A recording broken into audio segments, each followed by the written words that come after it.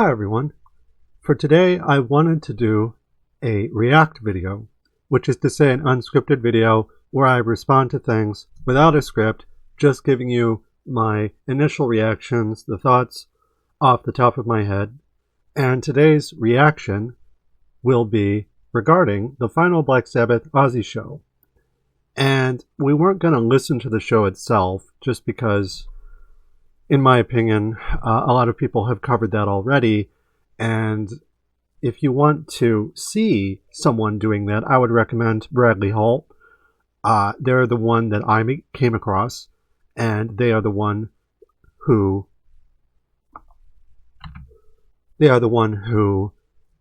basically reminded me, oh hey, Black Sabbath is doing their final show, to which my initial response was, wow, they're still around? I thought they were done after they did 13 with Rick Rubin. And this time, though, they got back together. The gang's all here. And this includes, Geezer Butler, Bill Ward, Tony Iommi, and of course, Ozzy himself. And if my surprise sounds strange, you also have to remember that this is a band that has broken up and gotten together partially or in totality over the years. So for them to do their final show back to the beginning, it's as much a tribute, I think, to Ozzy Osbourne as it is Black Sabbath. Ozzy is was the front man of the band, even though I think, honestly, all members of the band deserve equal respect. Ozzy is the one who seems to be experiencing the most health problems right now, similar to Judas Priest and their guitarist, Glenn Tipton, having Parkinson's. It is very common for bands with aging members to pay homage to those members when it's time to effectively put them out to pasture. So, all that being said, I won't be covering the actual performance itself. Bradley Hall does that. And instead, what I wanted to be doing here in this React video was basically talk about what Black Sabbath means to me. And furthermore, what heavy metal more broadly means to me. And given that Black Sabbath are largely credited with kickstarting or formulating what we largely think of today as heavy metal with their self-titled debut, I think it is only apposite that I talk about my feelings about heavy metal in regards to Black Sabbath and their effect on me as a metalhead. So we'll be talking about my history with Black Sabbath and my history with heavy metal as introduced to me by Black Sabbath. So all that being said, before we get started here, I just wanted to give a little introduction about myself, and then we'll get going. So first off, I am someone who writes about monsters, video games, sex, and heavy metal. So if you go to my old blog, for instance, Persephone's Gothic Insights, the horror blog about metal, video games, and sex, I have since gone on to write a considerable amount about these topics, and my most recent topic was my book series, Gothic Communism. Here's the series promo. You can access it by going to the description of my YouTube channel page and clicking on this link here. There's also a little description about me here, but also here on my old blog. My name's Persephone Vanderwaard. I have my MA in Gothic English Literature and independent PhD in Gothic Poetics and Ludo-Gothic BDSM, focusing partially on Metroidvania, and I am the author of the multi-volume, non-profit book series Sex Positivity, its art director, sole invigilator, illustrator, and primary editor, the other co-writer, co-editor being Bay Ryan. I'm a male to female trans woman, Tolkien and Amazon enthusiast, anti-fascist, atheist, and Satanist, polypan kinkster, erotic artist, pornographer, and anarcho-communist. Originally, this blog explored my love of movies when I was cishet. Now I use it to write about the Gothic, horror, but also sex, heavy metal, and video games in a queer way, especially Metroidvania.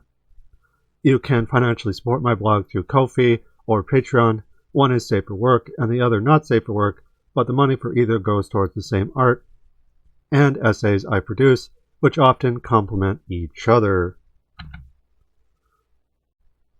And before we start, this is me after having recorded the entirety of my React video.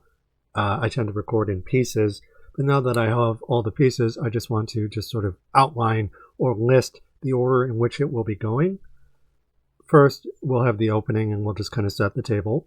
Then we'll talk about my history of work and my body of work as it ties to Black Sabbath and the things that they're singing about.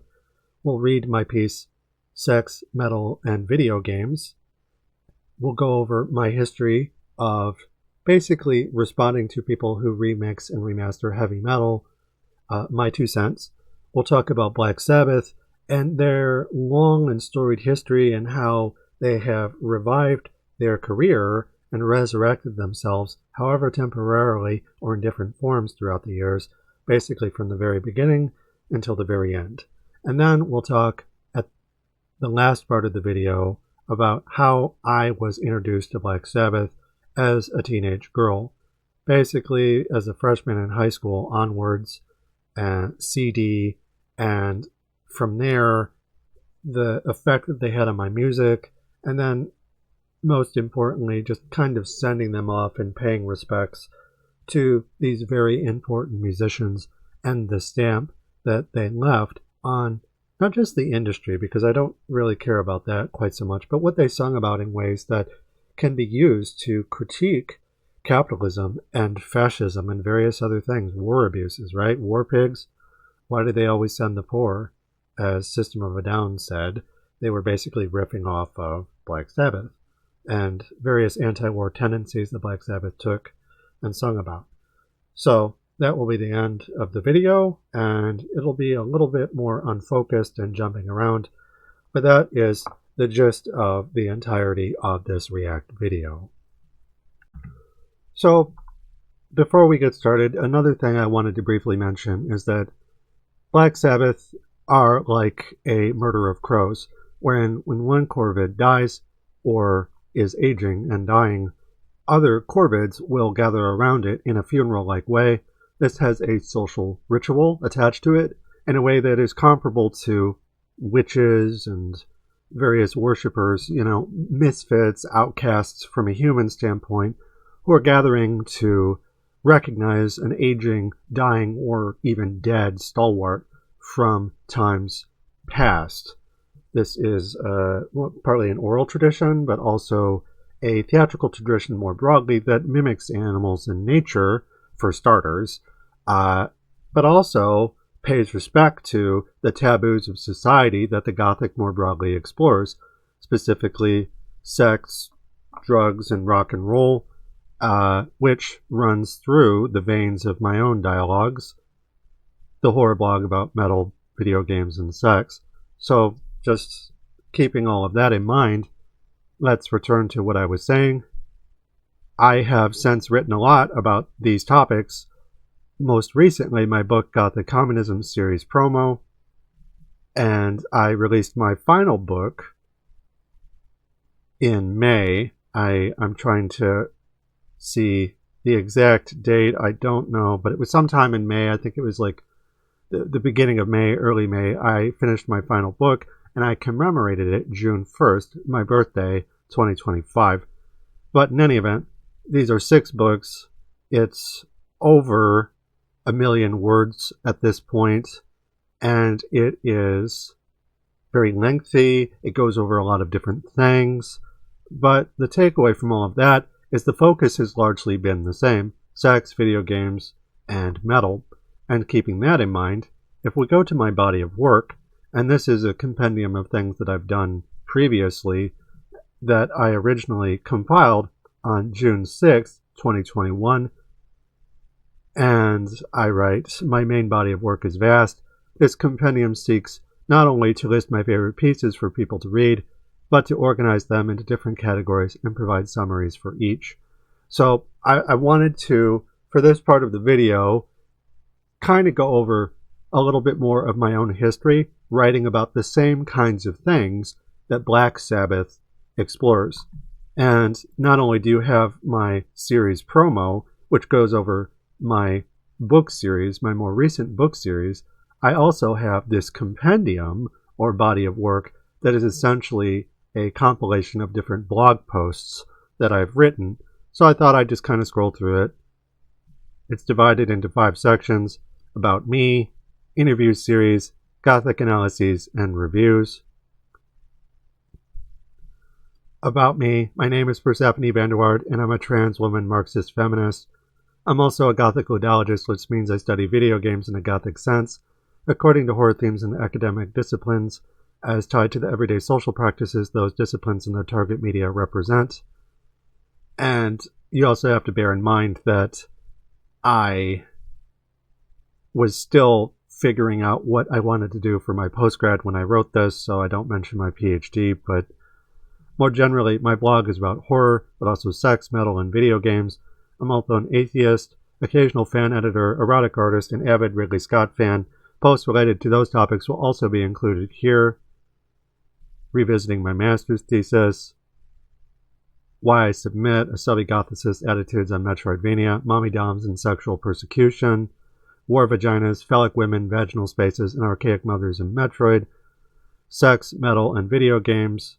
My art website is live. I, Satanist Atheist. The making of my Prometheus fan edit. Enjoying Prometheus, Covenant in the Shadow of Aliens. The role of chosen clothing, female video game characters. Speculating FPS speedruns. Valorizing the Idiot Hero. My least favorite horror movies. And here I mentioned my book. At the time I was writing a book, Neoliberalism and Yesterday's Heroes. That has since been discontinued, but I have various posts from that, including Sex Positivity versus Sex Coercion, which originally was just a book chapter, but went on to become a 6-volume book series that replaced or eclipsed Neoliberalism and Yesterday's Heroes. Then The Promethean Quest and James Cameron's Military Optimism in Metroid, as well as my Mazes and Labyrinths series, Disempowerment in Metroidvania and Survival Horror, From Vintage to Retro, and FBS Q&A series, Hellblazers, Speedrunning Doom Eternal, and Giving My 2 Cents, a metal compendium. And this one in particular, I love heavy metal, and have made a name for myself by commenting on videos by Metallica remixers on YouTube. Eventually I decided to interview these remixers in a post-hoc Q&A series. And there's various other things besides, if you're curious about my Gothic analyses or my Alienor interview project, where I interview the makers of the Alienor short film. You can look at those as well. But the 2 things that I wanted to focus on from here, and specifically things that Black Sabbath helped inspire, were Giving My 2 Cents, a metal compendium, and, if we scroll back up, to sex, metal, and video games, I wanted to talk about these 2 things. What I'd like to do next, incidentally, is read this piece, Sex, Metal, and Video Games, which I wrote January 30th, 2021. And it talks about my horror blog, about metal, video games, and sex, but also some of the inspirations, including heavy metal bands that I used to listen to. I'm not entirely sure if I mention Black Sabbath, and in any event, if I don't mention it here, I will talk about it. But to give my own thoughts and feelings about Black Sabbath, I'd like to give my own thoughts and feelings on heavy metal in relation to sex and video games, which I talk about here relatively succinctly. So what we'll do next is just read this piece. And then we'll go on to Giving My 2 Cents, a metal compendium, which I assembled talking about why I like heavy metal and some of the history behind that. And then, finally, for the rest of the React video, I will talk about my thoughts and feelings regarding Black Sabbath, my history with them, and just kind of offer you, the audience, the listeners, a chance to hear my point of view as someone who's getting older older than I was when I was first exposed to Black Sabbath, and my thoughts and feelings about the band overall. So this is Sex, Metal, and Video Games, which again I wrote January 30th, 2021. My blog concerns the Gothic, but also sex, metal, and video games. Not quite sex, drugs, and rock and roll, but certainly healthier. I'm also an atheist and write about that in this blog post.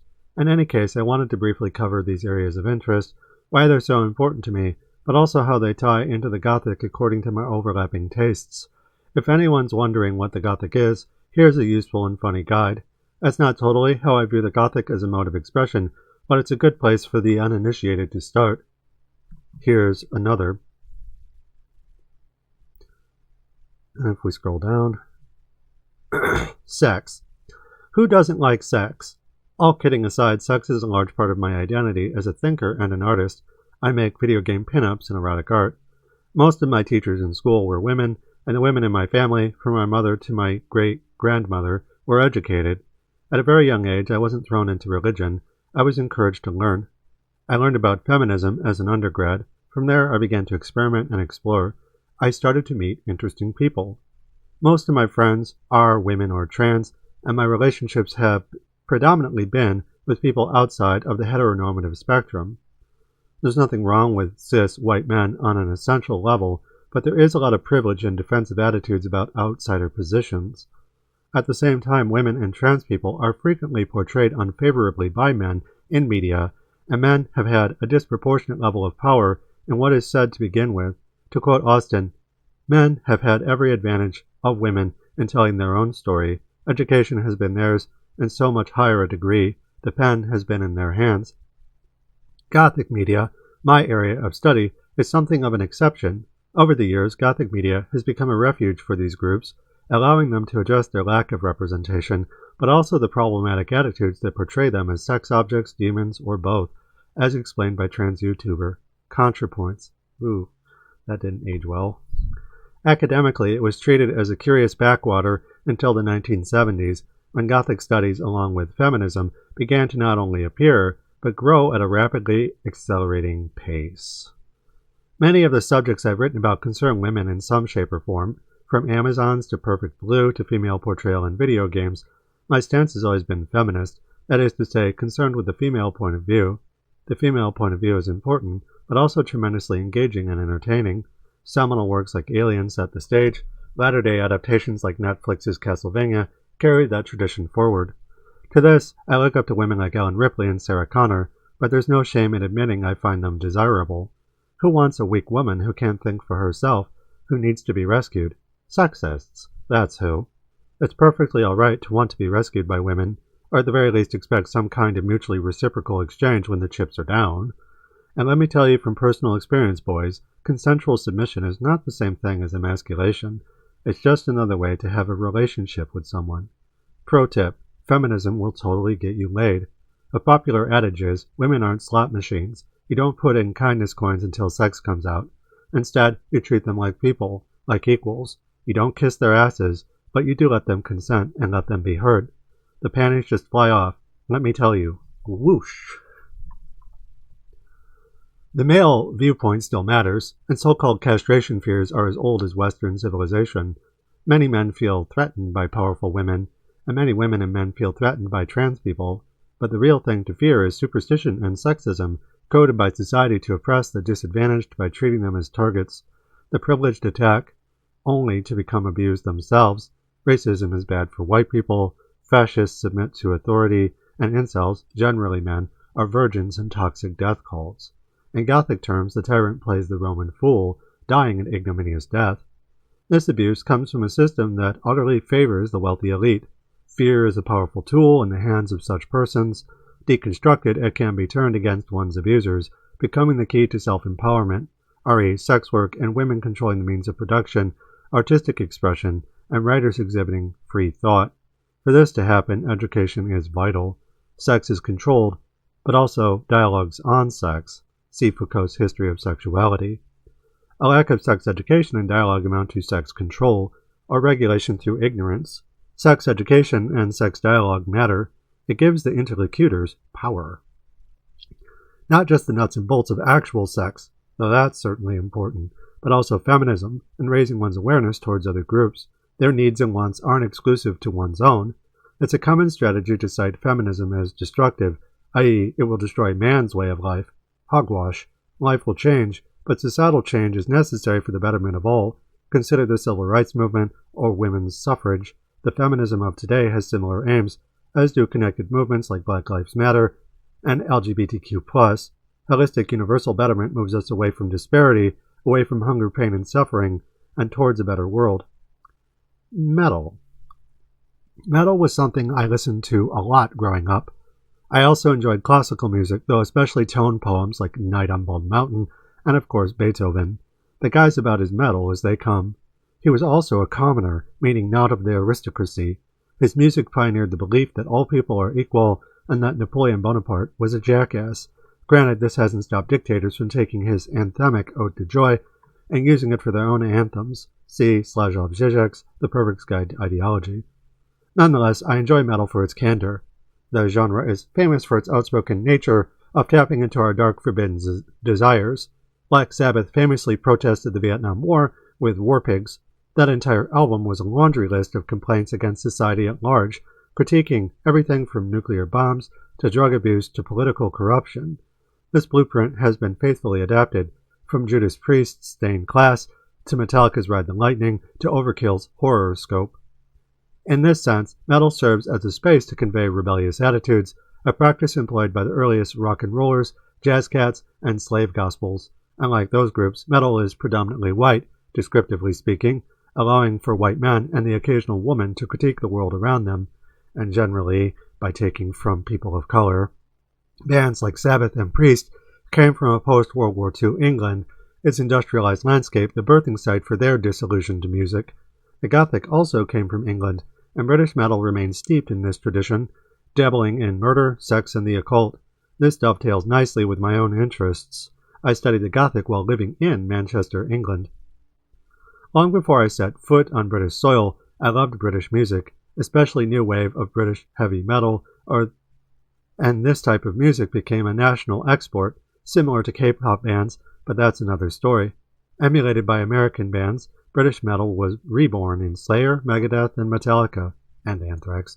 I enjoyed this faster aggression, not entirely news, as Germany also had a thrash movement, or a creator, Sodom. However, the nature of the discourse had shifted.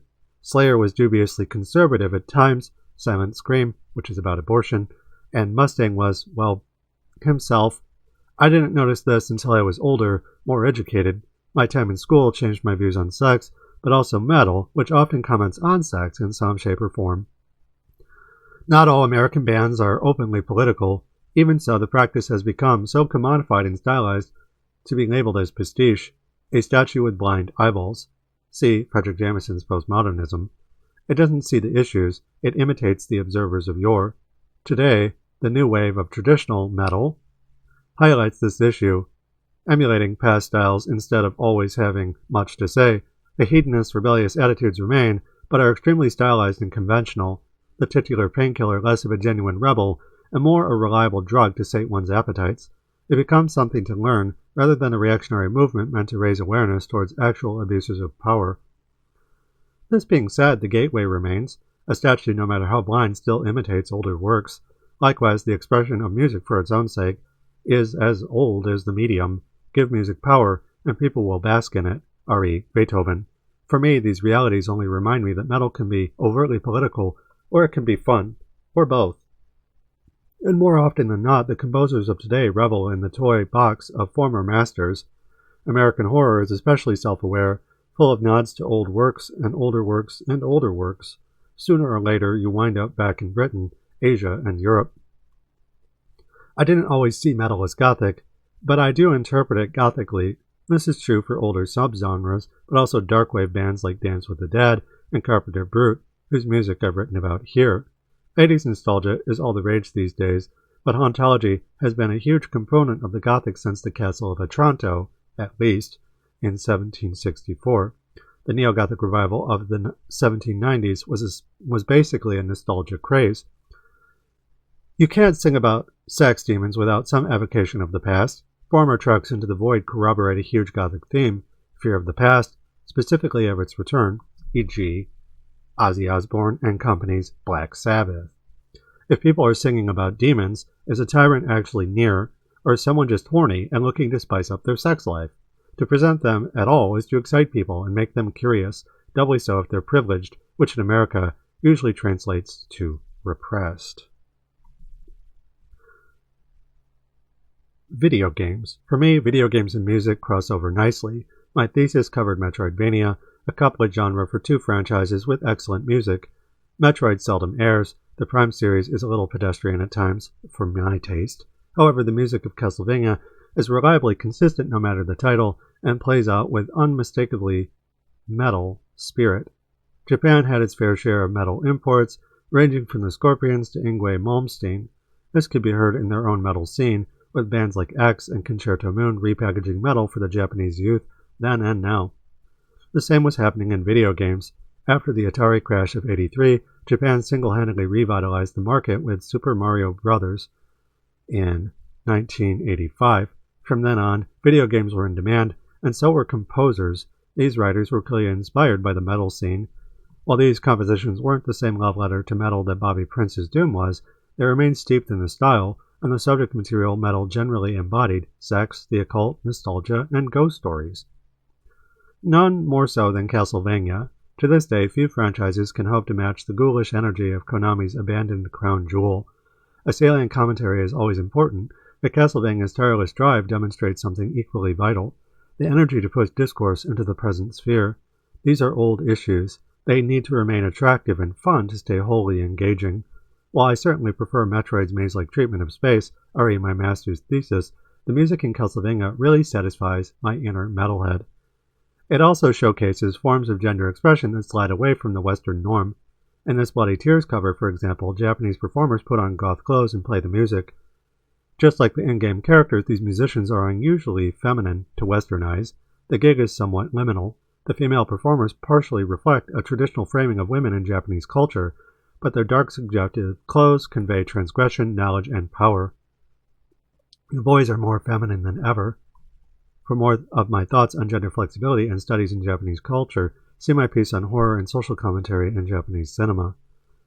In the Bloody Tears video, the whole performance, see Judith Butler's Gender Trouble, is consensual, hinting at its real power.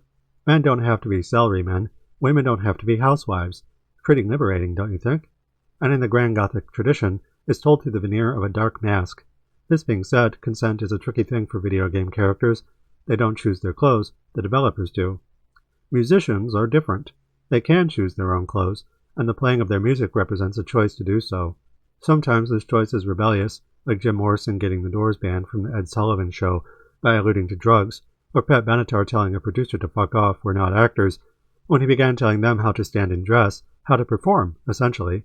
To this, the act of making music is demonstrably liberating. It gives people the ability to express themselves freely, to protest if need be, and to celebrate when the time comes. I digress. Castlevania is near and dear to my heart. I'm also a huge fan of Mega Man, both the classic games, but also the Mega Man X and Mega Man Zero franchises. More iRobot than Dracula, these games took the metal sound and drove it into the future. Some of the games had a dystopian outlook, retro future, but many of them were bright and colorful. This is reflected at least partially by their respective target audiences. Classic Mega Man was aimed at 80s kids, Mega Man X at 90s teens. For me, I played the classics as old rentals and Mega Man X as brand new. My teenage years were spent with Mega Man Zero, which incidentally had a darker feel to it.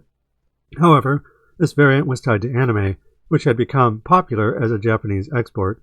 Few things are as tropey and rote as anime, but there's still room to express Gothic themes, re dystopia, amid a post-human drama. Frankenstein was effectively a teenage drama, re the creature is Victor's man-made son. Mega Man's not exactly Frankenstein, but something tells me Shelley would have put metal in the book had she known about it, which basically is what Paradise Lost is when Milton wrote it. It was very heavy metal, very meatloaf, very metal opera, challenging God, rebel angels, demons, going to hell and making their own kingdom, better to serve in hell, or better to rule in hell than serve in heaven, that kind of thing. Metal is loud, direct, and forceful, delightfully exploring humanity's darker side. One form of video game music I especially like is the remix cover. I've been a fan of video game remixes since Dwelling of Duels and VG Mix first appeared. My interest started with the mini-bosses and Metroid Metal in high school and just evolved from there.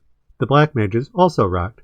Though nearly 2 decades old, their Dancing Mad rendition is still the best. Everyone else, organists included, always rushed the suspense and resolution before the final movement.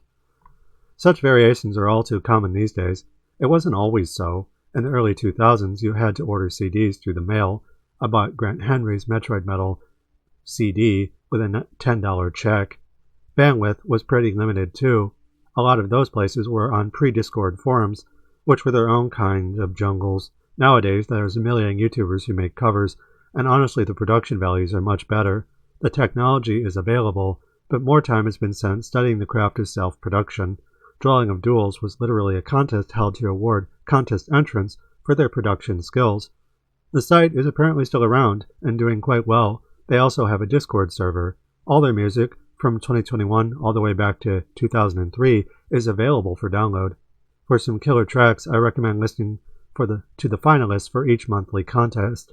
These events are pretty competitive, so the songs aren't generally made for money or novelties. They're written to sound as good as possible. Conversely, the YouTube content machine sometimes puts musicians on autopilot. One of the guys who regularly won Dwelling of Duels was Jake Kaufman. He was actually a pro video game composer at the time.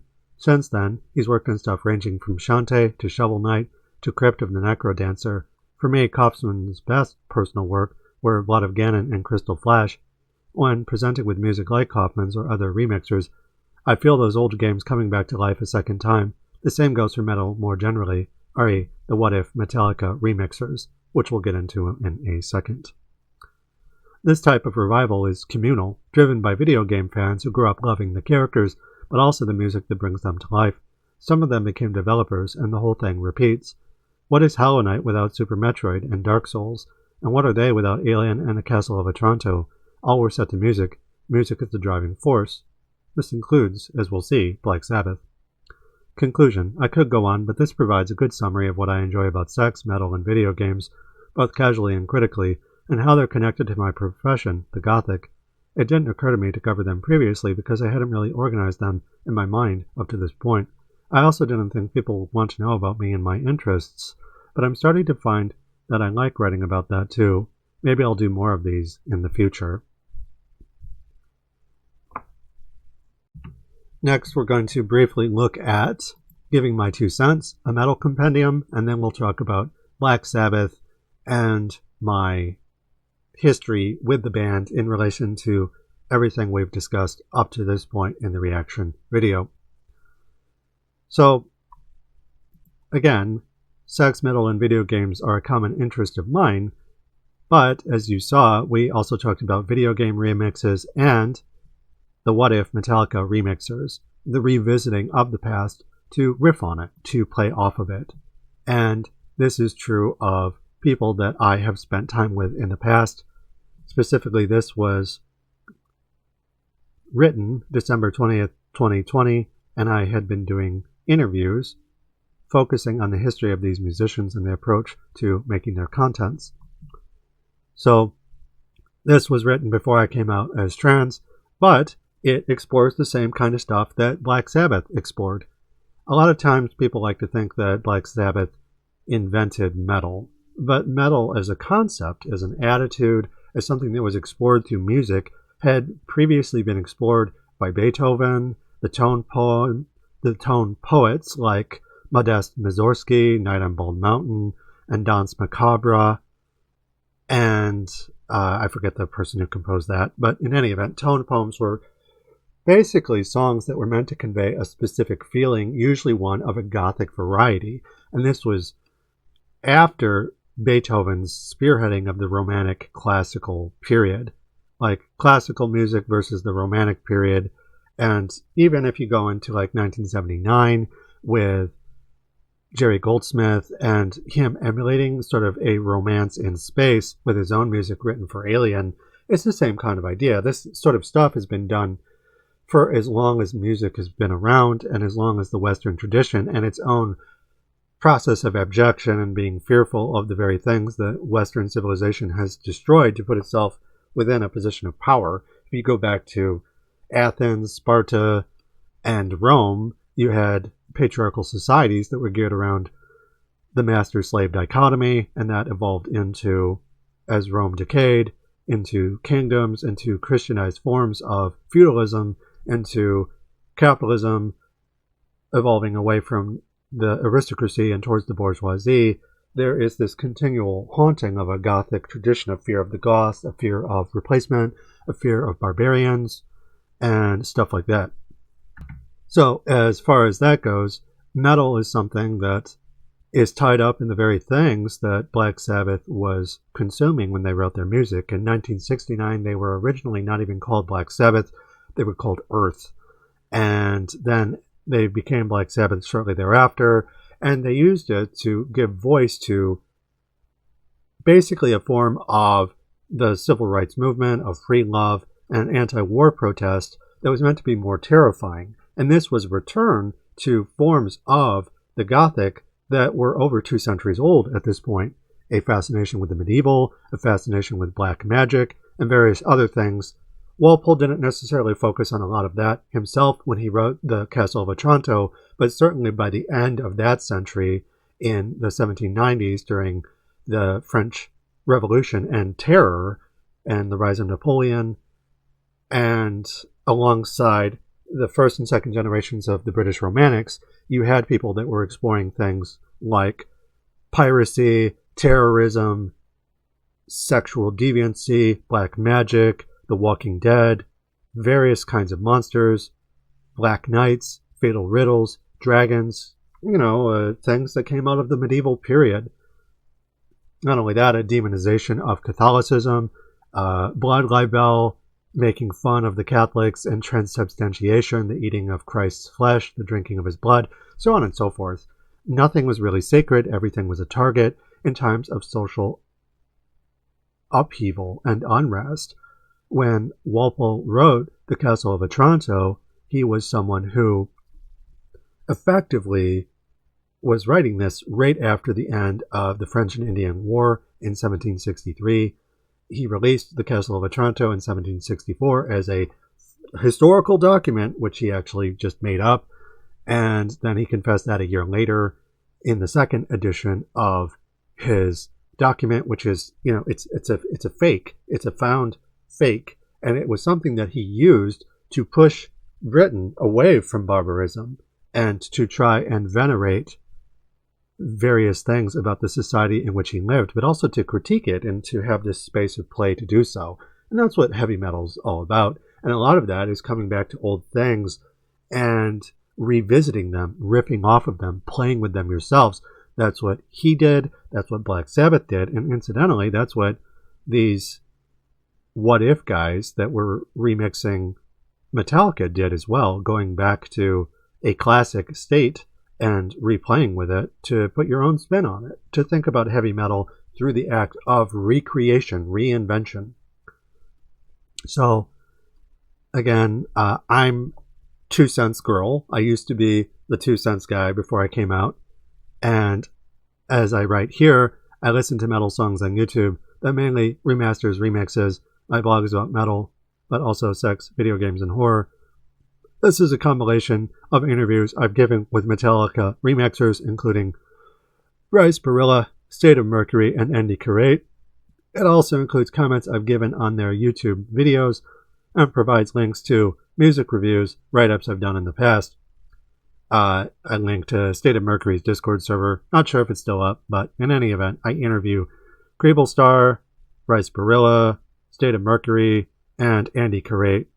And there's also various commentaries that I give, and these are in the YouTube comments section with my 2 cents. So if you go to all of these different videos by these different people, you can see me giving my 2 cents on them, especially Andy Carate.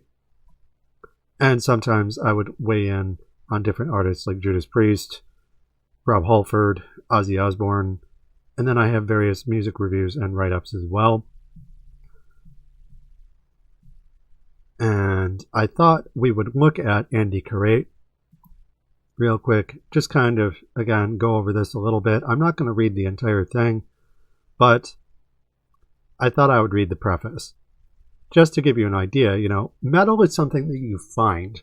And this will become relevant in a moment when we talk about Black Sabbath and discovering them, like an old relic when you're in the old dusty reliquaries shop and you find some curio and a pile or midden thereof, and you pull from the heap a diamond in the rough. Something, ooh, a treasure, look, but it's tied to a dark, spooky past.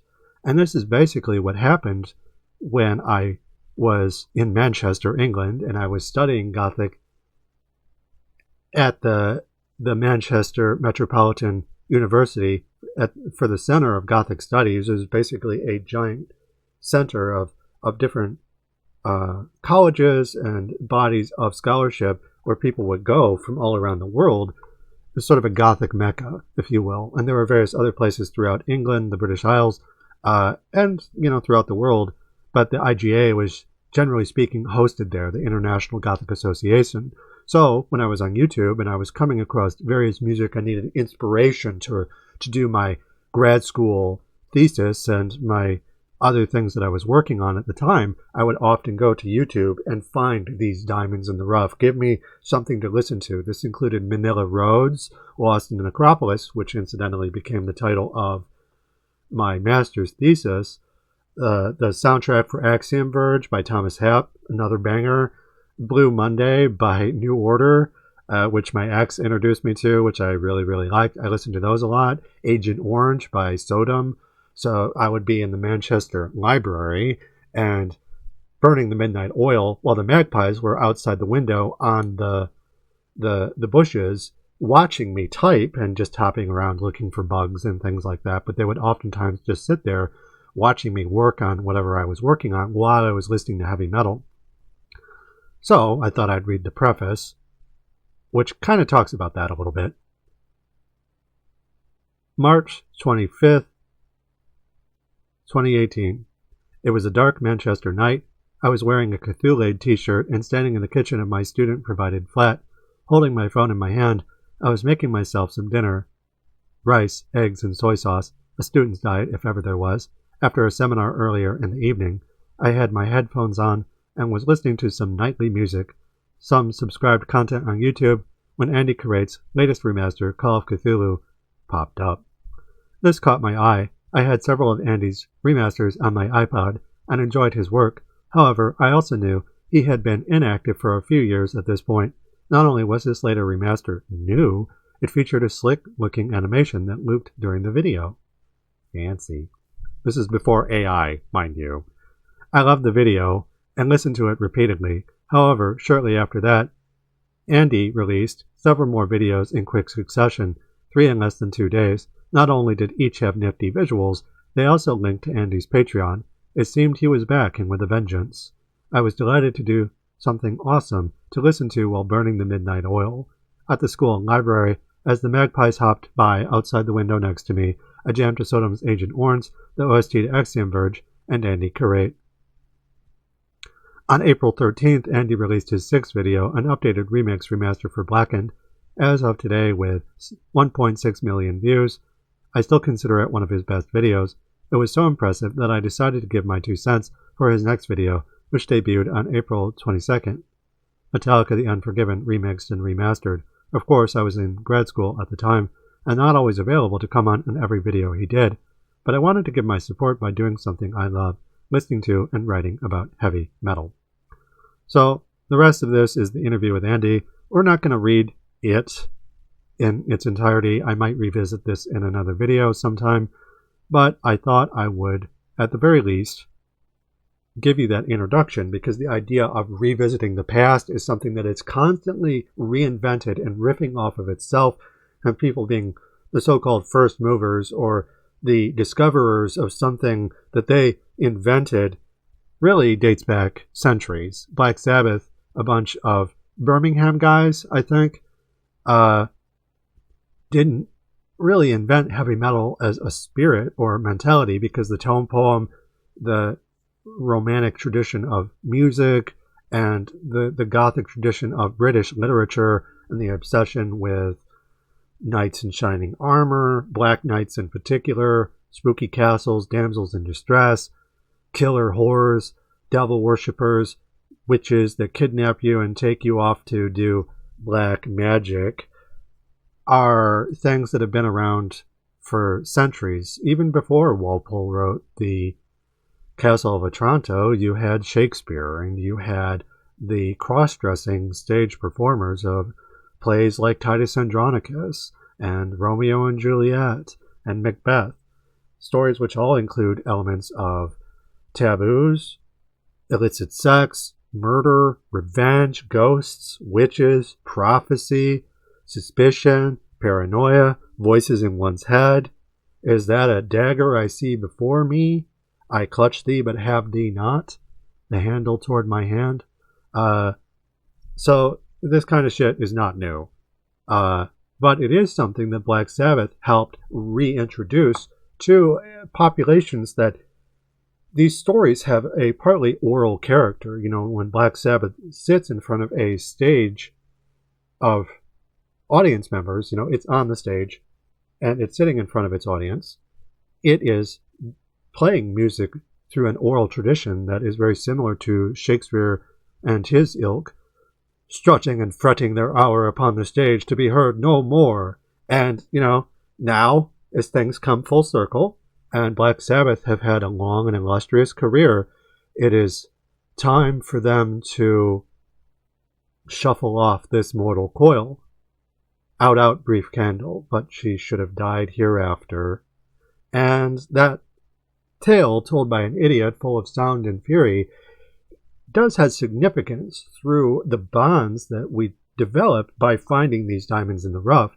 Black Sabbath, when they started, were just a bunch of dudes who were touring locally and making music in their basement, basically. And Ayami in particular worked at like a steel mill, and he had an accident that cut off the tips of his fingers right around the time that his band started to take off. So he had to put these little rubber tips on his fingers. But this is a guy, you know, disability represent, right?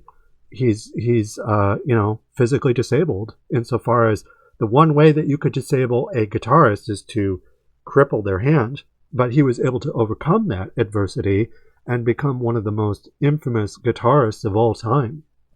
The total riff master. And alongside him, Geezer Butler and Bill Ward and Ozzy Osbourne, of course, they all, you know, colluded together, a conspiracy, a cabal of dark magic to write about various things. They are far from perfect, and I've critiqued them before, and they were often victims of their own success, and they abandoned their revolutionary potential in pursuit of the profit motive.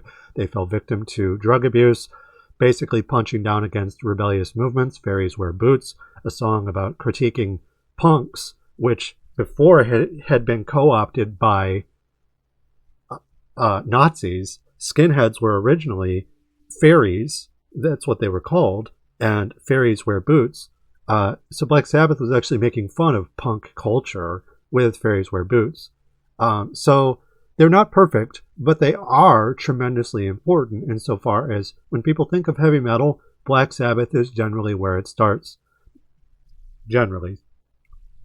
So, all of that being said, I want to spend the rest of this React video talking about Black Sabbath, how I came across them, various thoughts and feelings about them, and basically, you know, just go over some of my scholarship, maybe just off the cuff, from memory, just because I think I can do that easily enough. If you're curious about it, you can always ask about it in the comment section. Hey, where did you write about Black Sabbath?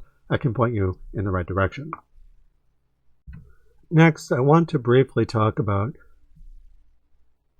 Black Sabbath as a band that sort of oscillates between sickness and health, where they have basically put themselves not just through the paces, but through a trial by fire, through drug abuse, and through various borderline behaviors that lead them to destroy their friendships, reinvent themselves along the way, and basically bond with their fellow bandmates, their former bandmates, for one final last hurrah, one final dumb supper, one last show, a swan song. So, this brings us to Black Sabbath, and basically metalheads from around the world, people carrying the torch, the Gothic flame, is something Devendra Varma would describe in their 1959 book, I believe. The Gothic flame is a pursuit of the numinous, a chase of ghostly, powerful things to sort of stare and tremble in a divinity that is not really Christian, it's not really Western, it's its own kind of thing. A fascination with the abomination, as Joseph Conrad would say, the ghost of the counterfeit, as Gerald Hogel would describe. Basically worshipping the dark alien force, and not always in positive ways, but not always in negative ways either. So, again, finding these diamonds in the rough, where people age, they die. Look on my work, see mighty in despair, Percy Bysshe Shelley.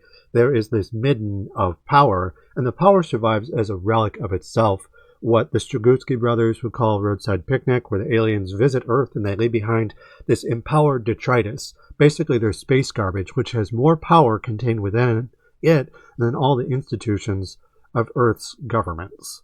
So, same idea with heavy metal. There's a tremendous power in that poetry, that cryptomimesis, that passing of the torch, the routine putting out to pasture, shuffling off of mortal quarrel, and these dark wizards, these warlocks, these Sabbath holders are survived by people maintaining the flame, a dark Sabbath, a black Sabbath, if you will.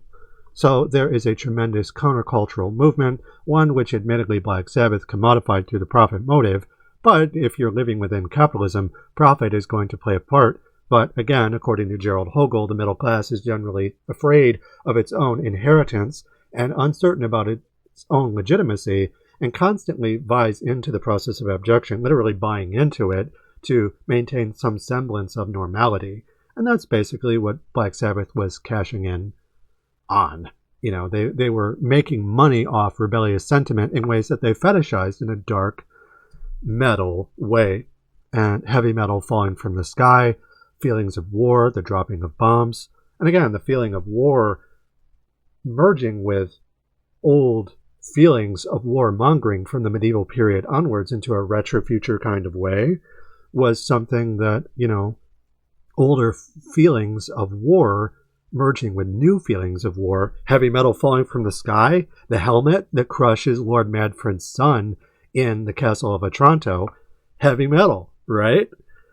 So the giant sort of heavy metal automaton, the Colossus, that kind of thing. Again, Black Sabbath was doing the same thing, except in Walpole's case, they were basically a ace, if not homosexual man, who was a confirmed bachelor until they died in their late 70s. They were the son of the first Prime Minister, Robert Walpole, I believe, and they basically could just sit around and do whatever the fuck they wanted.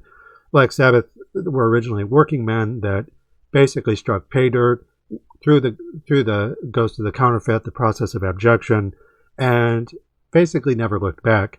But now we are looking back. We're looking at back at them, and these people of the future, Bradley Hall, but also myself included. I imagine we're of a similar age. I'm 39. I don't know how old Bradley is, but if I had to guess, they're at least in their 30s. Bradley's from England, somewhere in England. I'm not good with accents. I think they mentioned Birmingham, but in any event, they're a Brit. I've been to Britain. I've dated British people. I have my own thoughts and feelings about the Gothic, taking it with me back to America, whereas Black Sabbath took it as a cultural export and sent it to America. And so now they're paying homage to Black Sabbath and talking about it. And one thing, I guess, that I could mention before I get to my own thoughts and feelings is Bradley Hall talked about, you know, Black Sabbath and just listening to the show, and then talking about autotune and replacing Ozzy's vocal tracks and the disrespectful nature of the sound team doing that when you have this old person sitting in a chair. It's literally Ozymandias, right? The skeleton king himself, laid low, once mighty, and now Grendel's mother has come for King what's-his-name in Beowulf. And he said he thought it was kind of disrespectful to basically, with a little help from my friends, I can get high, the Beatles. Oh no, you shouldn't just let Ozzy sing and let the microphone do its job. And, so I thought that was, an interesting thought. And you also have Shred, someone who I really enjoy their musical stuff in terms of like their guitar theory. They're just bitching. But they also said Ozzy's last show is hard to watch. I don't know what they mean by that. I'm not going to go over it necessarily, but maybe it was just hard to watch insofar as maybe it didn't sound good, or maybe it was sad, because when it's time for our friends to go, we don't want them to go. We want them, no, Frankenstein, don't go. The Monster Squad, when Frankenstein's being dragged into the vortex, but you can always revisit them again in that place of magic, that place of creation. That's what the Sabbath is. It's a dumb supper, though in the case of heavy metal, it's very loud. A dumb supper is where you sit quietly and you hear the voices of the dead. With heavy metal, you fucking crank that shit up to 11, and it is a place of splendor. It is a carnival. It is revelation. We are all kings for a day, where we have a chance to basically rule in heaven versus rule in hell versus serving in heaven. And it's a chance for us to not just regain our power, but the power that was given to us by communing with the dead, including the people not long of this earth, Ozzy Osbourne. This is their last show for a reason. So, one thing I guess I wanted to say about Black Sabbath is people talk about them at this point. Bradley Hall even mentioned it. Like, look, these guys are in their 70s, and the fact that they can stand up on stage and play at all is a testament to their staying power, to their commitment, to their craft, and the fact that they still sound relatively good compared to, say, some of the performances by Metallica don't sound quite as good. And they, I think, are about, at least 15 years younger or junior to Black Sabbath. So Black Sabbath, for all intents and purposes, are like, okay, boys, one last ride. Dr. Strangelove, we're riding the nuclear bomb, waving our cowboy hats. And they're able to still kind of do that. I will say out of all four members, Ozzy is definitely the most geriatric looking of the bunch. He's an old man, and he has put his body through hell and back. And the fact that he's still alive at this point is really a miracle of modern science and just dumb luck, because he should, for all intents and purposes, probably not be alive. But that's, some people have the devil's luck, and Ozzy has just that. And he also has the devil's respect. He has my respect as a trans woman, as a metalhead, as someone I largely learned about metal through Black Sabbath, through Ozzy Osbourne. So we'll get to that in just a second. But I did want to say that, Black Sabbath has been dying and being reborn for years. Born Again with the singer Ian Gillan from Deep Purple. A lot of people don't like that album, but I like it. Trashed, one of my favorite songs. It's definitely a bit campier, more Spinal Tappy than some of their earlier stuff, but their earlier stuff was also kind of campy too. It wasn't always meant to be taken seriously, and that oscillation between silly and serious has been something that's been happening since the beginning of the Gothic period. So, with Black Sabbath, it was the original lineup with Ozzy, Butler, Ward, and Iommi, right? So, the original members, they broke up, and then the band got back together with I want to say it was Bill Ward left the band and was replaced by Vinny Appice and Dio, because Dio brought a new drummer with him. I could be wrong, though, and Heaven and Hell could have actually had Bill Ward on the band lineup still, but by mob rules, Vinny Appice had been brought to drum with him from Dio, because they had worked together on Dio's debut. Dio had originally sung with Rainbow, and he had I think he was in a band called Goblins, maybe. Before that, I'm not entirely sure with Dio, but Ronnie James Dio played with Iommi. The one steady member of the band was Iommi. There would be no Black Sabbath without Iommi. So when people talk about the Ozzy show, the Ozzy show here, obviously it was Ozzy, it was Black Sabbath, it was a bunch of other bands that were there to pay their respects. It's Bradley Hull paying their respects. It's Miss Two Cents herself paying her respects. Everyone's here to pay respect to a very important group that by and large, were not nearly as problematic as many people. Like, if I critique them, I critique them to the degree that I critique Rush or similar bands that, are basically white middle-class dudes that made it big, and they're kind of coming from that position that they inherited through accident of birth, but they weren't like openly sexist or bigoted like Eric Clapton or Ted Nugent and various Alice Cooper. There are plenty of people in the Gothic mode who are bigoted. That's just a reality. But there are plenty of people like Vincent Price or Anne Rice who are very progressive, very queer-leaning. So fascists and communists occupy the same poetic zone, baby. And in any event, Black Sabbath were fairly progressive, left-leaning, and certainly their music was conducive to leftist politics, to communism, developing it through Gothic poetics. A lot of the ideas that I got for developing Gothic communism came from Black Sabbath. But that constant state of reinvention, revolution is a cycle of reinventing ideas that are perpetuated through oral tradition, to performed through music, through media. So a combination of oral traditions and written technology to create something, to synthesize something that's superior to one versus the other.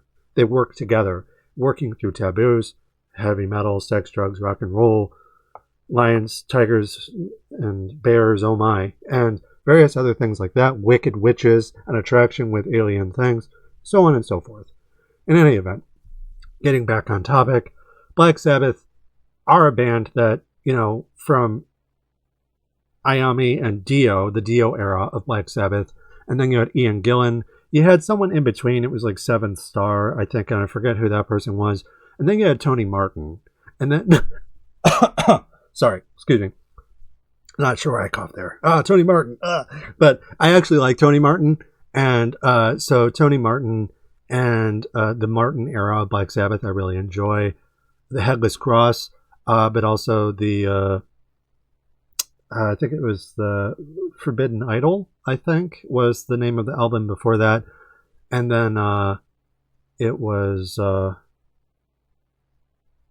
Immaculate Deception, I think. Cross Purposes. Those were all really good albums. You had Dehumanizer. So Iommi was someone who just kind of loved making music. TV Crimes on Dehumanizers was good, similar to some of the Anthrax stuff where they kept kind of a punk mentality in the 90s and critiquing televangelism and various things. I really enjoyed a lot of that work. And then, of course, you had Heaven and Hell with Dio and basically the Dio era Black Sabbath. They weren't allowed to call themselves Black Sabbath because Sharon Osbourne was like, you can't do that. So they're like, okay, we'll call ourselves Heaven and Hell, which was a reference to their band as it existed in the early 80s. And Heaven and Hell and Mob Rules, absolutely loved those albums. And Heaven and Hell, the album, The Devil That You Know, is one of my favorite albums of all time. It's kind of sludge. It's very doomery. It has a very like Dante-esque feel to it, and I absolutely just love it. It's just, as a trans woman who really leans into like the numinous, give me that whips and chains, fire and flames, darkness visible kind of thing. It really hits a sweet spot for me. But it was short-lived because at that point Dio was aging, and Dio died from stomach cancer shortly thereafter. So, but on that album, Dio sounds really good. The band sounds kind of slow but heavy.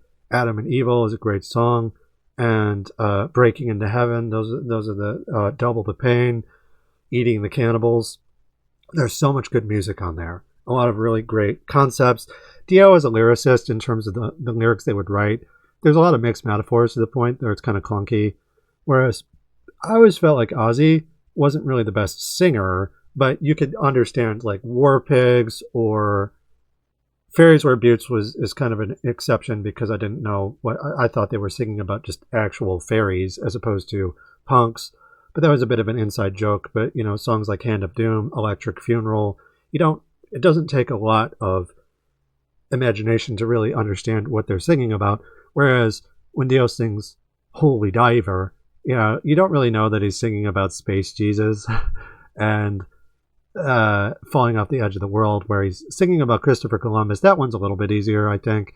But Neon Nights or Children of the Sea, like, okay, Dio, what are you singing about? It's very abstract, it's very fantastical, but that's a cool thing about Black Sabbath. When they've reinvented themselves, you have different offerings to the dark gods. And with Ozzy and company, you had a much stronger social commentary with very clear-cut lyrics that tended to sing about social issues. And again, a tradition that was borrowed by Judas Priest, by Metallica, and basically any heavy metal band after that. King's X, Gretchen Goes to Nebraska, one of my favorite albums. Similar idea. Every song is about a different like social issue. Whereas with Dio stuff, it's more like, okay, every song is more like a metal song where we're singing about like witches and knights and wizards, but it's kind of disconnected from any sort of social commentary. And, you know, a little bit of each I think is good, but sometimes the mixture gets a little bit more towards one versus the other. And if I just had to pick one, it would be the social side of things. In any event, I think that every reincarnation of Black Sabbath generally had something pretty solid to offer, even like the Ian Gillan Born Again kind of stuff. There's some really good stuff on there. Zero the Hero is a great song. And there's Born Again.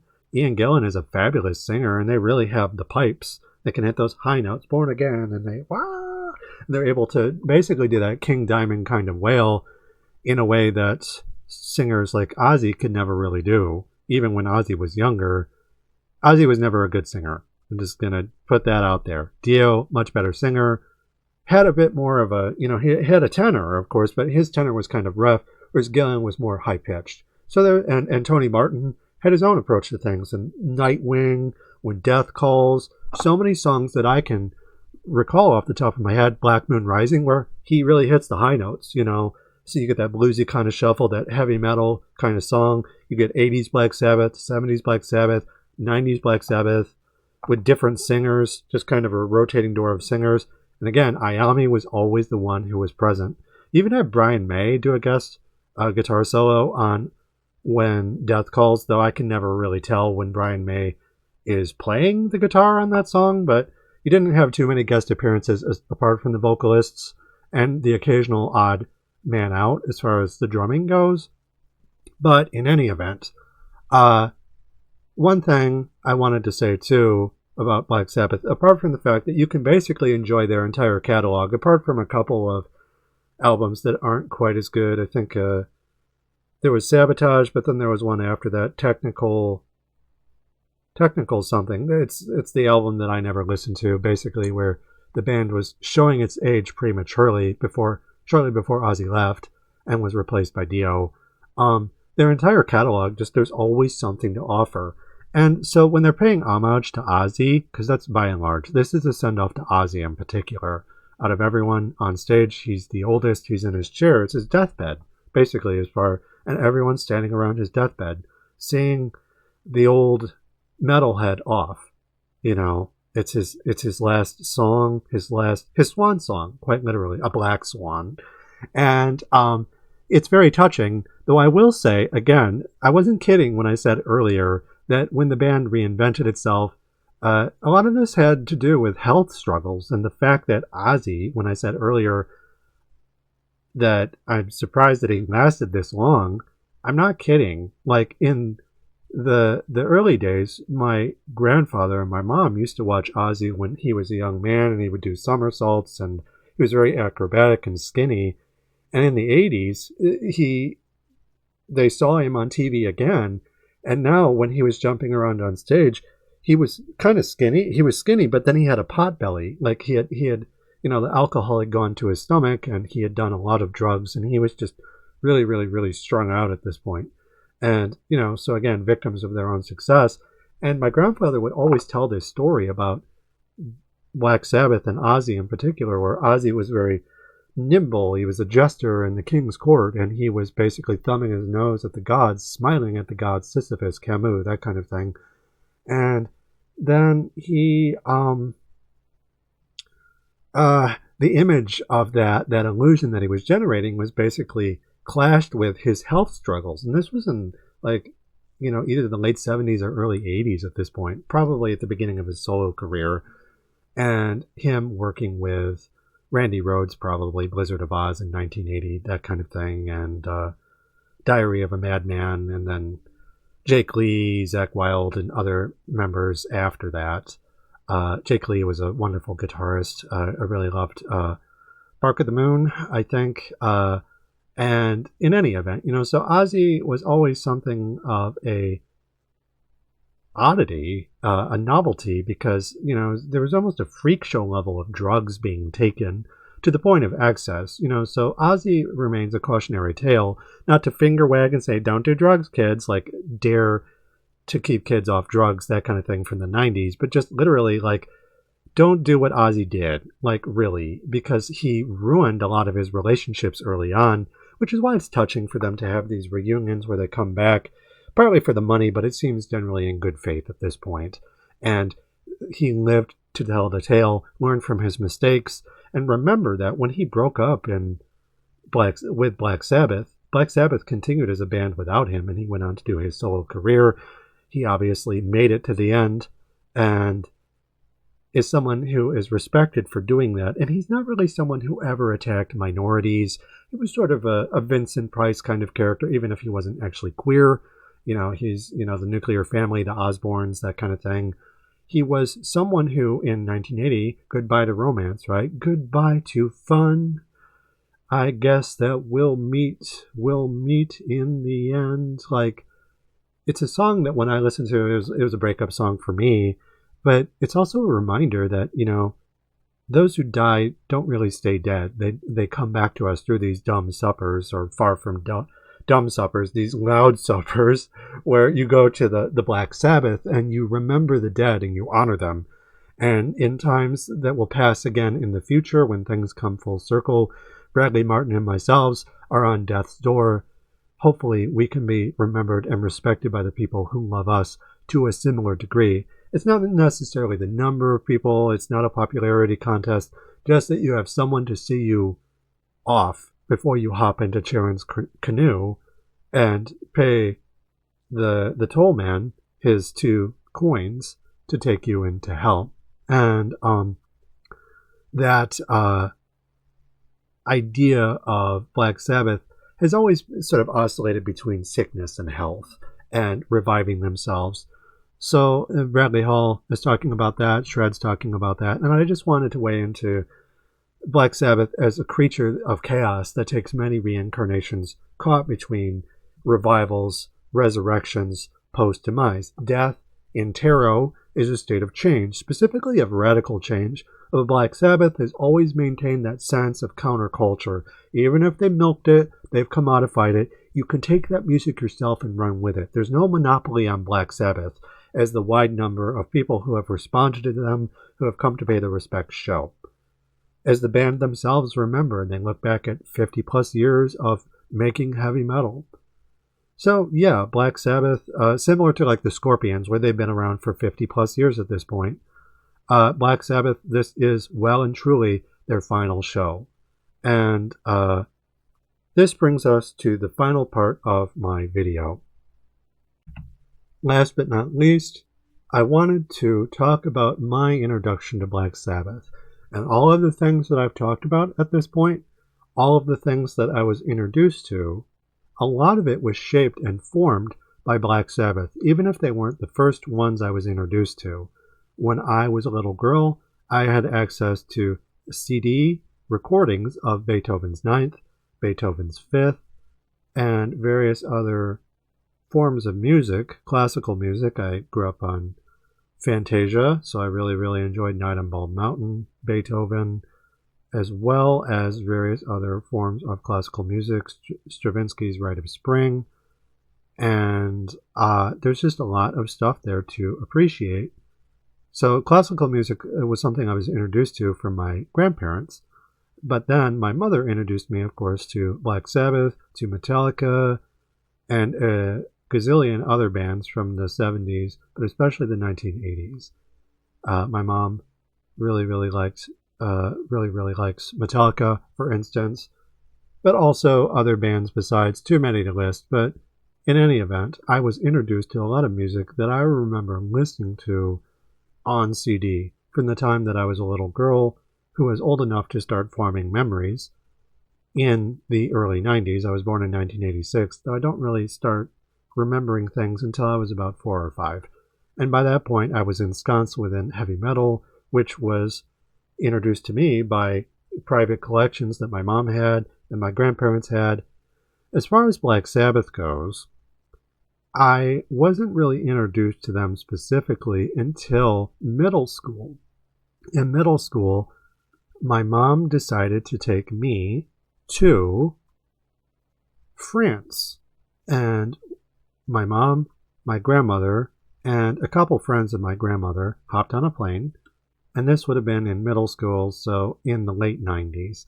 So basically, before the internet, that we think of it in a more popular sense, it has existed since the 1970s at least. It was originally a military technology that was gradually something that segued into public access. It was a point in time, if you read Edward Snowden's biography, where they talk about the internet in the early 2000s, was a place that hadn't really been corporatized yet. And this was around that time. But the ability to access music and listen to it, this was before Napster and that whole controversy with Metallica fighting to basically prevent people from streaming music. That aged well, Lars Ulrich, but this was before all of that. And, music streaming was in its infancy, the internet was in its infancy, and you had file sharing softwares like LimeWire that basically worked the way that BitTorrent does nowadays. And I didn't really get access to Black Sabbath through that. The things that I listened to were usually like Dragon Ball Z music videos and things like that. But honestly, this was a little bit before that even. So before like Linkin Park and before, again, the Dragon Ball Z music videos and various other songs. The Misfits, Dig Up Her Bones, Mother by Danzig, and just various songs, Social Distortions, When the Angels Sing. Those are the songs I remember accessing through LimeWire. Black Sabbath, not so much, because actually, before I had a chance to really access LimeWire in middle school, and this may have been 2000, so I was a freshman, I think, in high school, actually. So right on the cusp of the internet, where people started having private computers at home. This was a time of dial-up. At the very beginnings of Ethernet, The Matrix had been in the theaters already for a year at this point, and I was flying to France, and I found myself in a music shop. So remember what I said before, you find yourself in the shop of oddities, and they have these old relics. And the old relic that I found was a reprinting of, it was a 2-disc CD set of Black Sabbath, the best of Black Sabbath up to that point, which largely was Ozzy Osbourne with like one Dio song, which was Heaven and Hell. But everything else was classic Ozzy, basically from their first 4 albums, if I remember correctly. So most of it was from either Black Sabbath, Paranoid, and then you had a couple from Masters of Reality and Volume 4 and Sabbath, Bloody Sabbath. So that was mostly the songs. They didn't have anything really after that except for Heaven and Hell, if memory serves. But that was my beginning to Black Sabbath. And my beginning of, or introduction to Black Sabbath, was something that from that point on, basically, this was in the iTunes days. So with me and Black Sabbath, where I was like, this band is really cool. And I had heard of them before. I had heard some of their songs, like Iron Man, when us kids would sit around listening to that. I think my mom had a vinyl record of Paranoid. And we're just sitting around being like, nah, nah, nah, nah, nah. So, like, we were aware of the band without having really listened to them very much. But then at that point, basically from 2000 onwards, you had iTunes. I had the ability to buy like giant towers of CDs and make my own sick mixes and on iTunes on my iMac. And God, I did that a lot. And I went through at least several of those towers making mixes, but also buying so much music on iTunes.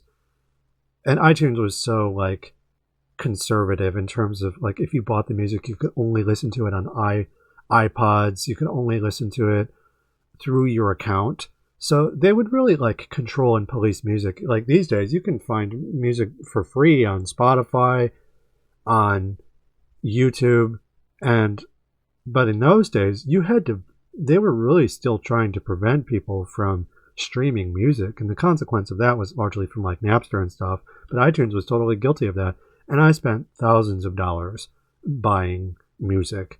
And this included music that was basically inspired by that original purchasing of that Black Sabbath best of. And I listened to that, and I had a little CD player with, the basically the Walkman, but the CD version of that. And the thing about CDs is that they don't last forever. The sound quality would rapidly decay. They would get scratches. The CDs themselves would just wear out in ways that actually would outpace, ironically enough, cassette tapes and vinyl. Vinyl is super durable compared to CDs as far as I'm concerned. It also sounds better. It has an analog sound to it. Just the way that the signal is translated through the hardware, it just tended to sound better. It had a warmer, fuzzier kind of sound. Whereas CDs tended to sound colder. It wasn't a superior technology by any stretch. And then, of course, you had MP3s and audio files. We'll talk about that till the cows come home. But that was my introduction to Black Sabbath by and large. And then with iTunes, and then basically through the 2000s, the early aughts, into the 2010s. By the time the 2010s came around, I had listened to a lot of Black Sabbath. I didn't just listen to the Ozzy Black Sabbath. I also introduced myself to the Dio era. And with the Tony Martin era, I'm not sure if I also introduced myself to them through iTunes, but certainly by the YouTube era of music from basically 2010 onwards. Because the early days of YouTube, people didn't really upload music onto it quite as much, but certainly by the 2010s they did. And by that point, basically from 2010 to like 2014, I had listened to basically a lot of the Martin era. And another instance or iteration of Black Sabbath that I listened to was Heaven and Hell, The Devil That You Know, which was a album that I listened to. I think that was in 2007, 2008. But I was listening to them on iTunes as well. I bought them on iTunes and I listened to them. And there was a lot of other music that I got for free, like RE, Dwelling of Duels, and various other remixes and things like that. And then by the 2010s, you started having the new wave of traditional heavy metal, basically from 2014 onwards. By the time in 2017, when I was in Manchester and I was listening to Andy Carrate and the various What If remixes, remasters of Metallica, and, a lot of people were also basically paying homage to Black Sabbath. So that was my introduction to Black Sabbath. That's how I came to know them, and they shaped a lot of the writing that I did. They're not my favorite band in the world, if I'm entirely honest, just because what they did, a lot of bands did better. But I will say, just as far as technical execution goes, I'd rather listen to King Diamond if I wanted just a sheer technical level of the music, Andy LaRock, and also the heavy metal Ghost Story as something, it's like Vincent Price meets heavy metal, and with that falsetto, and then of course Merciful Fate, the Danish version of the band before they basically Kim Beatrix Peterson came out and just was like, I'm going to do my own thing, but also I'll get back together with Merciful Fate. And again, you got kind of a different variety with them, the same way that you did with Sabbath. And there's a gazillion bands that I listen to aside from Black Sabbath. But without Black Sabbath, I would argue, people will say there wouldn't be these other bands, but I'd like to think that someone would have come along eventually. And there was music even before that, Led Zeppelin and various blues rock bands that were doing similar things. Judas Priest was a band that came after Black Sabbath, but they were singing about things that had existed before Black Sabbath, and they came from a similar environment.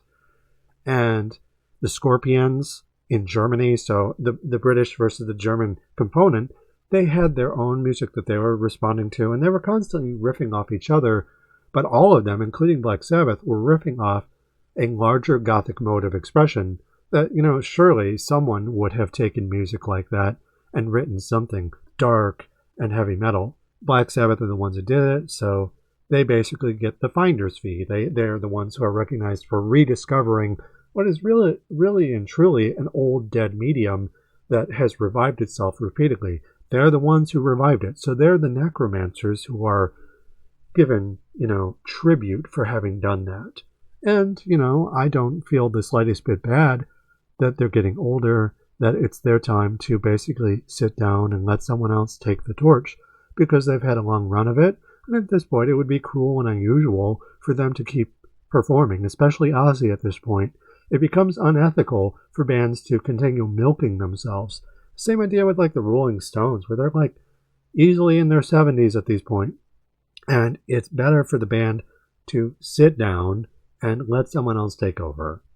Same idea with Metallica, and honestly, I wish Metallica would stop just because I have thoughts and feelings about Metallica and what they did with their music and just the music that they wrote after a certain point.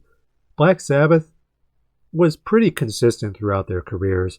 Metallica, basically from the 90s onwards, sold out big time, and they never really looked back. And Rick Rubin had this nasty tendency with bands that he touched later in his career. I will say System of a Down sounded fine. It worked for them, especially with the Loudness War on the radio in the late 90s, early 2000s. That was fine. But when he did the same approach with Metallica, a band that had their own sort of sound, there was, of course, Bob Rock before that, and then Metallica themselves remixing and remastering their own music. Rick Rubin with Metallica, it didn't sound so good. It actually sounded really bad. Not Saint Anger bad with Bob Rock, but it still didn't sound very good. And that's where Andy Carade and company came from. So different thoughts and feelings about that.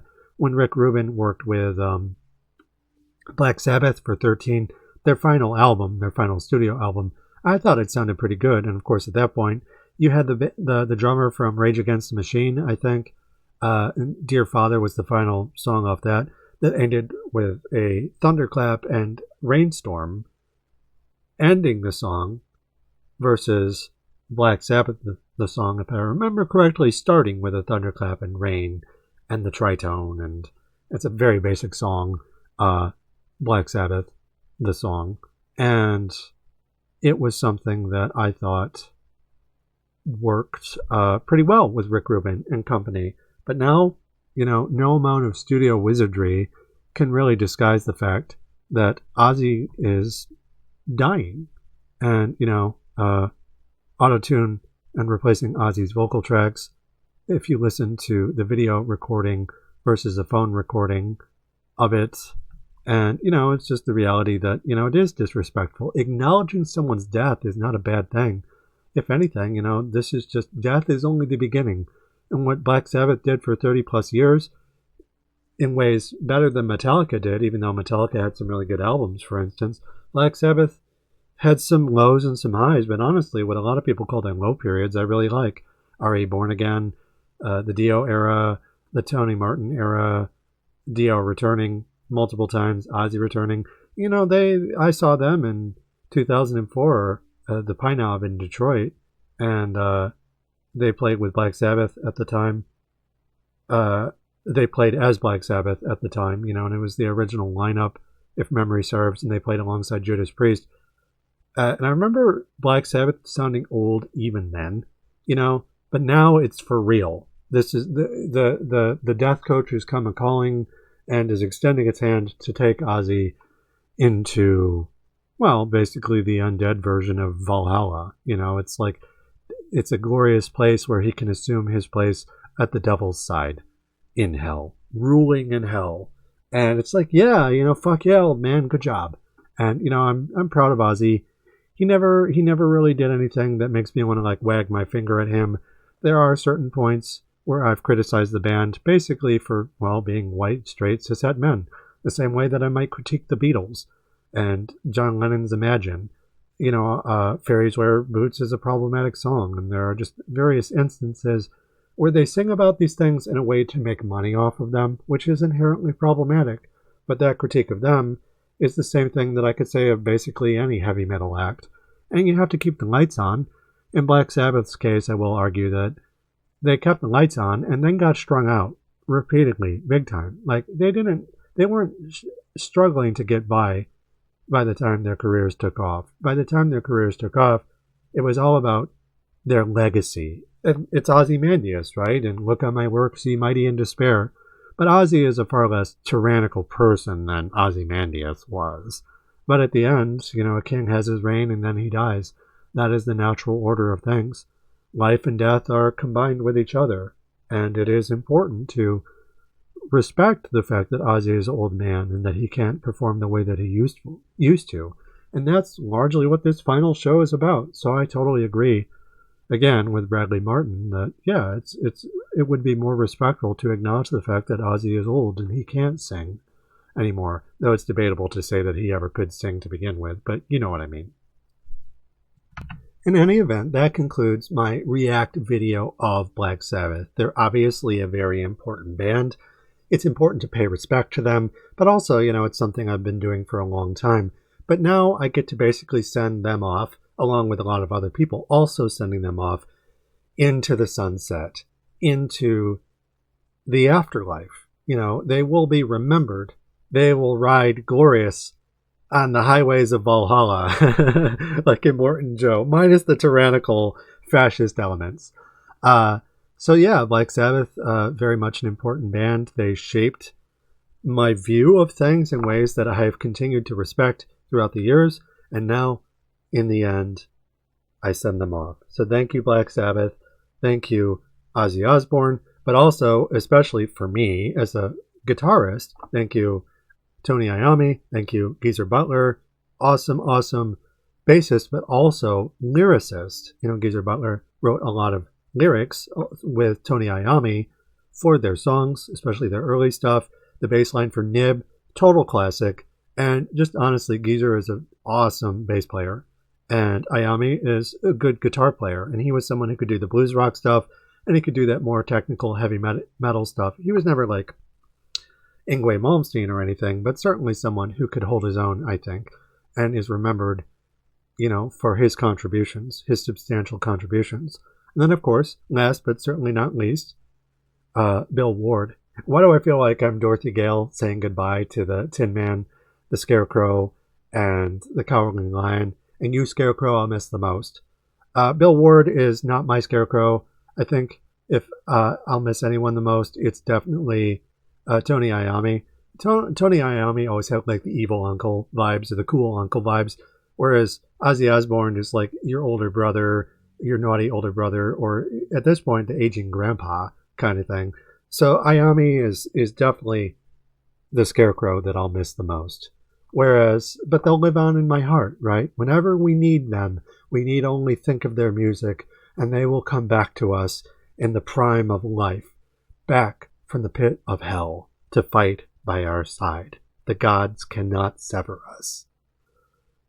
All that being said, I do want to say that Bill Ward is a drummer that I really, really respect. That idea of drums having a very heavy metal kind of sound where you can basically hear the focus between the different parts of the drum kit, the hi-hat, the cymbals, the China cymbal, the crash cymbal, the toms, the snare drum, the kick drum, dun, dun, dun, dun. It's like where there's an emphasis on the individual elements of the drum kit. I largely credit that emphasis within heavy metal to focus on the individual parts of the kit to Bill Ward. Super important drummer.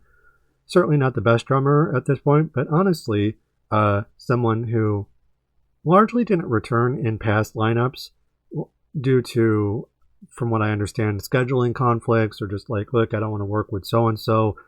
There's always been a bit of bad blood, but to see Bill Ward in front of the kit at the end is very touching, very similar to when Eddie Van Halen died. You had what was it? The Red Rocker, whose name Sammy Hagar. Sammy Hagar and the bass player from Van Halen, whose name I also can't remember at the moment.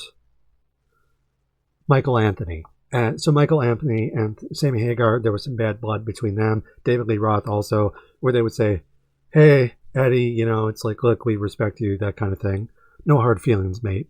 They did it after Eddie died. So in this case, to see Bill Ward playing with his former bandmates, reuniting them before they all basically sail off together into the great beyond, is touching. And, they all sound pretty good for dudes in their 80s or 70s, 80s, thereabouts. And, yeah, so that's my thoughts of the band. Me sending them off, finally, them having shaped me from the music that they first recorded when they were young men into middle age, into old age. And it's something that I will remember until I am an old woman, old and gray, and when death comes, when Medusa comes to take me home. We'll meet again in hell. So, if you liked this React video, like, share, and subscribe. Leave a comment, but also don't leave a comment in regards to just me and my thoughts and feelings. I appreciate feedback and stuff like that. But what do you remember about Black Sabbath? How are they important to you? Or even, what do you dislike about them? Is there something about them that you don't like? Don't be afraid to kill your darlings, right? Even at this moment, like, they're going to be dead eventually, will be dead eventually, and it's important to be able to critique people and think about them. By and large, I will say, though, that my thoughts and feelings about Black Sabbath are largely positive, but if yours aren't, why? Let me know. I'm curious. This is a conversation. And, so leave your comments in the comment section. That makes a difference. Also, like I said, you can support me and the work that I do specifically on Ko-fi and Patreon. That makes a difference. But until then, whether or not you choose to do that is your own prerogative. Thank you for listening to this old metalhead's thoughts and feelings about an even older group of metalheads and their own thoughts and feelings about the Gothic mode. And until next time, solidarize, speak out against things, and stay safe out there.